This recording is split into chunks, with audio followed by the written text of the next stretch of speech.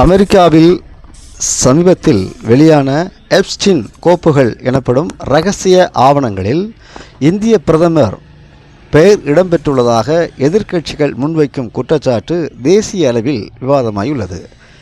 சர்வதேச அளவில் அதிர்வலைகளை ஏற்படுத்தி வரும் எப்ஸ்டீன் விவகாரம் இப்போது இந்திய அரசியலிலும் பெரும் புயலை கிளப்பியுள்ளது. அமெரிக்காவில் சமீபத்தில் வெளியான எப்ஸ்டீன் கோப்புகள் எனப்படும் இரகசிய ஆவணங்களில் இந்திய பிரதமர் பெயர் இடம்பெற்றுள்ளதாக எதிர்க்கட்சிகள் முன்வைக்கும் குற்றச்சாட்டு தேசிய அளவில் விவாதமாயுள்ளது. யார் இந்த எப்ஸ்டீன் கோப்புகள் என்றால் என்ன? இதில் இந்திய பிரதமரின் பெயர் ஏன் அடிப்படுகிறது விளக்குகிறது இந்த தொகுப்பு.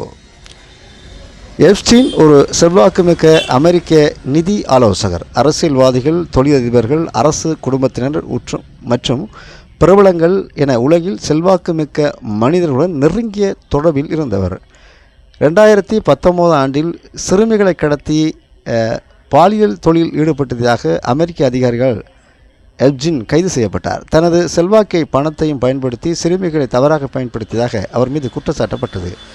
அவரது கைது செய்யப்பட்ட சில வாரங்களிலே நியூயார்க் சிறையில் சடலமாக மீட்கப்பட்டார். இது தற்கொலை என அதிகாரப்பூர்வமாக அறிவிக்கப்பட்டாலும் அவரது மரணம் உலகில் பல மர்மங்களையும் சர்ச்சைகளையும் கிளப்பியுள்ளது.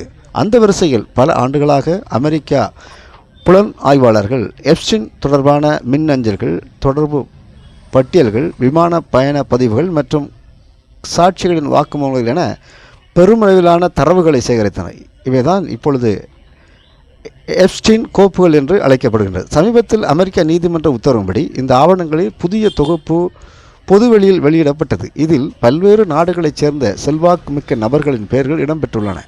இருப்பினும் இந்த ஆவணங்களில் ஒருவரது பெயர் குறிப்பிட்டிருந்தாலே அவர் குற்றம் செய்தவர் என்று அர்த்தமல்ல என்று வல்லுநர்களும் புலனாய்வாளர்களும் மீண்டும் மீண்டும் தெளிவுபடுத்தியுள்ளனர். இந்த ஆவணங்களில் இந்திய பிரதமர் பெயர் இடம்பெற்றுள்ளதாக சுட்டிக்காட்டி இந்திய எதிர்க்கட்சிகள் கேள்வி எழுப்பியுள்ளன. குறிப்பாக அவரது பதவி காலத்தில் மேற்கொள்ளப்பட்ட ஒரு வெளிநாட்டு பயணத்தில் அதிகாரப்பூர்வ கால அட்டவணை தொடர்பாக பிரதமர் பெயர் குறிப்பிடப்பட்டுள்ளது. எதிர்க்கட்சி தலைவர்கள் இது குறித்து பொதுவெளியில் விளக்கம் அளிக்க வேண்டும் என்று கோரிக்கை விடுத்து வருகின்றனர். இந்திய அரசு இந்த குற்றச்சாட்டுகளை கடுமையாக நிராகரித்துள்ளது. இது குறித்து விளக்கம் அளித்துள்ள வெளியுறவுத்துறை அமைச்சகம், இந்த குறிப்புகள் ஆதாரமற்றவை, வெறும் ஊகங்களின் அடிப்படையில் அமைந்தவை மற்றும் ஒரு குற்றவாளியால் கிளப்பி விடப்பட்டதே அன்றி வதந்திகள் என்று தெரியவந்துள்ளது. ஜெஃபரி எப்ஸ்டீன் ஒரு தண்டனை பெற்ற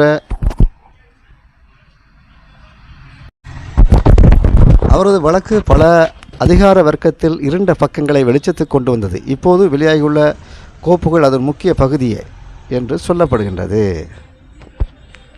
இதில் பல முக்கிய முன்னணி பிரபலங்கள் அநேகருடைய பெயர்கள் இடம்பெற்றிருப்பதாகவும் பீதியை கிளப்பியுள்ளார்கள்.